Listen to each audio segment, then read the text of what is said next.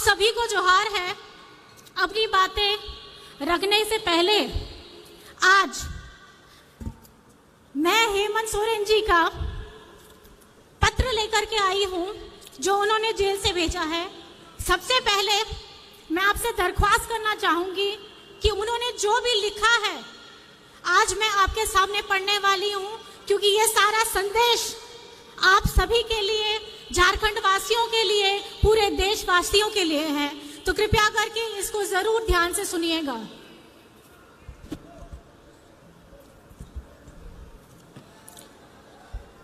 उलगुलान की धरती, झारखंड में आयोजित उलगुलान न्याय महारैली में पूरे झारखंड के विभिन्न गांव, पंचायत, टोले से आए हुए बड़े बुजुर्ग, माताएं, बच्चे, बहनें और मेरे साथियों, साथ ही मेरे पूरे देश से आए हुए इंडिया महागठबंधन के नेतागणों को धरती आबा बिरसा मुंडा, सिद्धू कानू सहित अमीर शहीदों की इस पावन धरती पर मैं बिरसा कारा से ही आप सभी को हार्दिक अभिनंदन और जोहार करता हूं। आज इस महारैली में मौजूद राज निर्माता विश्व गुरु शिबू सोरेन जी को चरण स्पर्श करता हूं। साथियों, आज झारखंड उलगुलान रैली में आपके साथ नहीं हूं।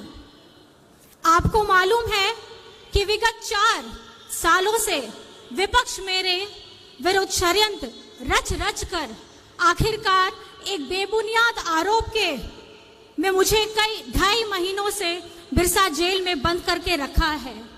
और इसी प्रकार हमारे महागठबंधन दल के आम आदमी पार्टी के मुख्यमंत्री अरविंद केजरीवाल जी को भी उनके सहयोगियों के साथ दिल्ली के तिहाड़ जेल में डाल रखा है। साथियों, ये आजादी के बाद पहली बार है जब किसी पार्टी के शीर्ष नेता एवं मुख्यमंत्रियों को और मंत्रियों को चुन करके चुनाव के ठीक पहले सुनियोजित तरीके से बेबुनियाद आरोपों पर जेलों में डाला जा रहा है। खैर, कोई बात नहीं, मुझे आज जेल में रहते हुए भी खुशी हो रही है कि जिस लोकतंत्र की रक्षा और हक अधिकार की लड़ाई को हम लड़ रहे हैं, उसे हम ही नहीं बल्कि देश के और विभिन्न राज्यों के दल और क्रांतिकारी नेतागण वही लड़ाई लड़ रहे हैं। आज उलगुलान महारैली में आए क्रांतिकारी नेताओं की मौजूदगी इसका गवाह है कि आज इस उलगुलान महारैली के मंच पर आदरणीय मल्लिकार्जुन खड़गे जी जो अभी नहीं है, राहुल गांधी जी, अखिलेश यादव जी, फारूक अब्दुल्ला जी, चंपई सोरेन जी, भगवत मान जी, तेजस्वी यादव जी, श्रीमती सुनीता केजरीवाल जी, दीपांकर भट्टाचार्य जी, संजय सिंह जी, श्रीमती प्रियंका चतुर्वेदी जी और विवेक गुप्ता जी का मैं पुनः अभिवादन करता हूं। साथियों, आज का ये झारखंड उलगुलान महारैली से झारखंडी भाइयों के नाम ने से कई बातों का पता चल रहा होगा। जी हां साथियों, उलगुलान का मतलब ही है अब और नहीं चलेगी ठगों की सरकार, लोकतंत्र लूटने नहीं देंगे, संविधान खत्म नहीं होने देंगे, देश टूटने नहीं देंगे। मेरे साथ आप लोग जोर से बोलिए, इंकलाब जिंदाबाद, इंकलाब जिंदाबाद। साथियों, 2024 का लोकसभा चुनाव चल रहा है। एक तरफ हम सब इंडिया महागठबंधन के लोग हैं और दूसरी तरफ पूंजीपतियों की जमात और षड्यंत्रकारी केंद्र सरकार एनडीए के लोग।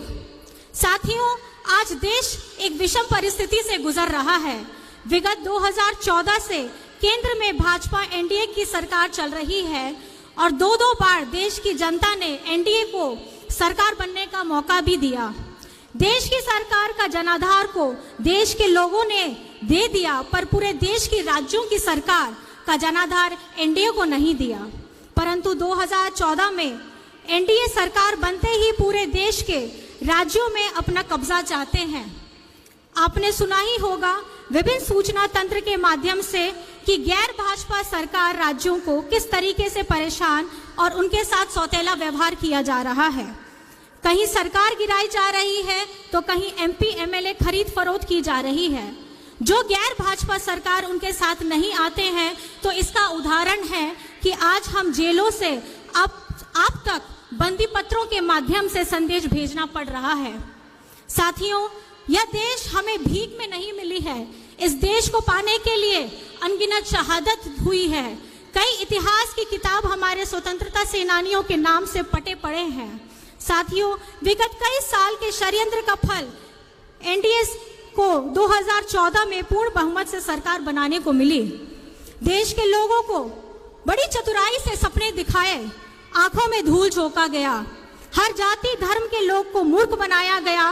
बड़ी चतुराई से 2014 से आज तक देश के युवा, महिला, बुजुर्ग, किसान, आदिवासी, दलितों को ठगा गया। ऐसे जैसे एक स्टेज में दिखाने वाला जादूगर किस तरह पूरे देश को अलग अलग माध्यम से, अलग अलग सूचना तंत्रों के माध्यम से देशवासियों को निरंतर ठगने का प्रयास चल रहा है। इस चुनाव में बड़े पैमाने पर केंद्र एजेंसियों का दुरुपयोग किया जा रहा है। उनके माध्यम से विपक्ष की आवाज को कुचलने का काम शुरू हो रहा है। आज केंद्र सरकार ऐसे ऐसे कानून का निर्माण कर रही है जिससे देशवासियों को तो नुकसान होना ही है, चाहे वो किसी भी वर्ग, जाति, धर्म का ही क्यों ना हो। साथ ही साथ इस देश के लोकतंत्र को भी खतरा होगा और संविधान को भी खतरा होगा। साथियों, झारखंड देश का सबसे गरीब राज्य है। यहाँ के लोग गरीब हैं, पर झारखंड गरीब नहीं है। हमारे प्राकृतिक संसाधनों से पूरा देश चलता है। इसके बदले में हमें क्या मिलता है? पलायन, विस्थापन, भुखमरी, बीमारी। हम अपना हक मांगते हैं तो हमें जेल में डाल दिया जाता है। साथियों, बहुत सारी बातें हैं कहने को वर्तमान केंद्र सरकार के करतूतों के बारे में। अगर बातें शुरू की जाए तो रात और दिन कम पड़ जाएगा। आज आपके सामने देश के कई अनुभवी नेतागण मौजूद हैं, क्रांतिकारी युवा साथीगण हैं जो आप सभी को कई सारी बातें बताएंगे कि किस तरीके से पूरे देश को केंद्र सरकार ने ठगा है और लूटा है। साथियों, हम जानते हैं झारखंड आदिवासी बहुल राज्य है।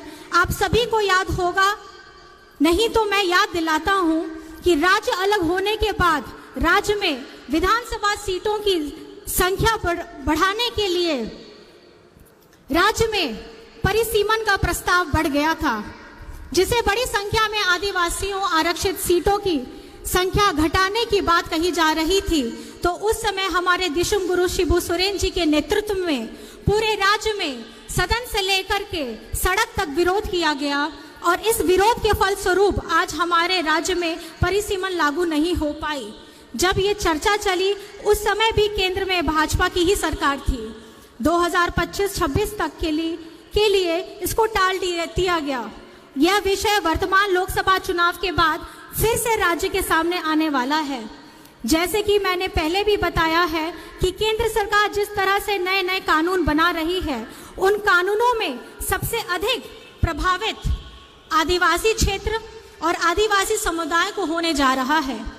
झारखंडी सदियों से जल जंगल जमीन के लिए लड़ाई लड़ता रहा है। जल जंगल जमीन के लिए हमारे अनेक पूर्वजों ने अपनी शहादत दी है और आज के परिप्रेक्ष्य में केंद्र सरकार की सोच आदिवासी, दलित, पिछड़ा, मजदूर, किसान विरोधी रहा है और इनके 10 साल की कार्यकाल में सबसे अधिक और बड़े ही निर्मम तरीके से आदिवासी समुदायों को और उनके अनुसूचित क्षेत्रों पर इनकी बुरी नजर है।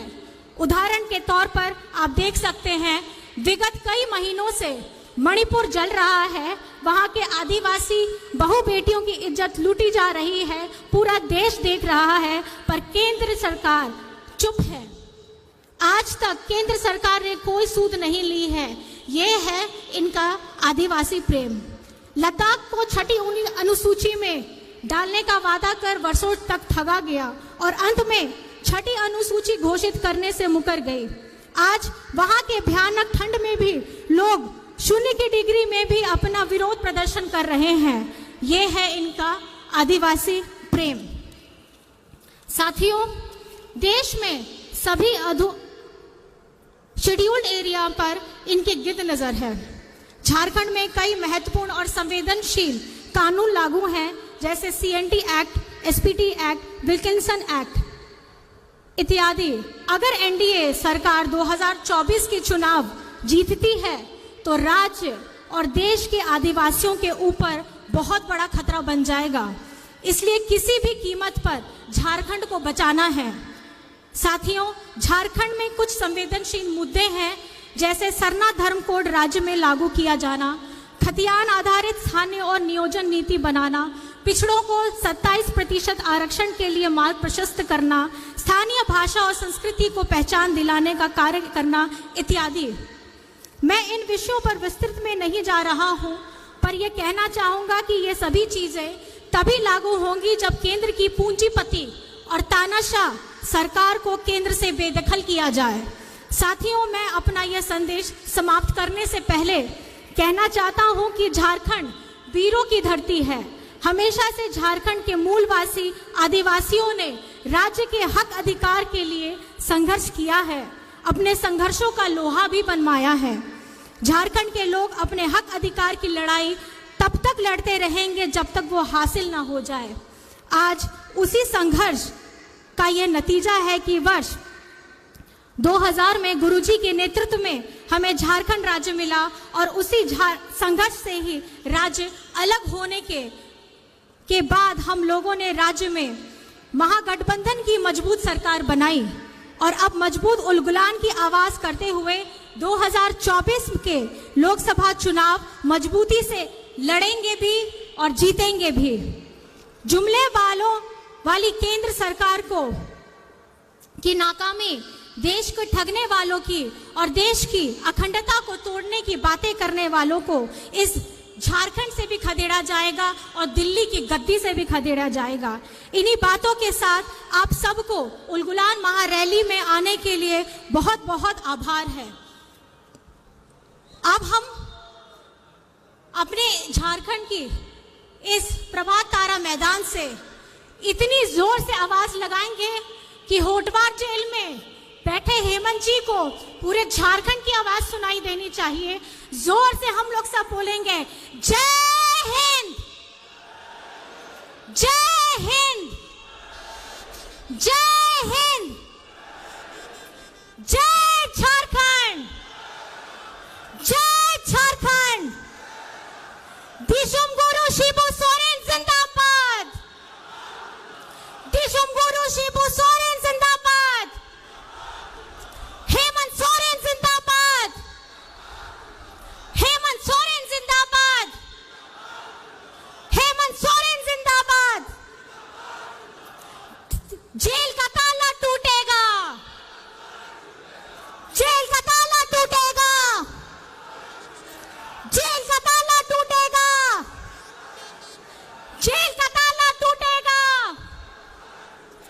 जेल का ताला टूटेगा। आप सभी को यहाँ आने के लिए अपने हृदय की गहराइयों से मैं आप सभी को आभार प्रकट करती हूँ। जोहार है।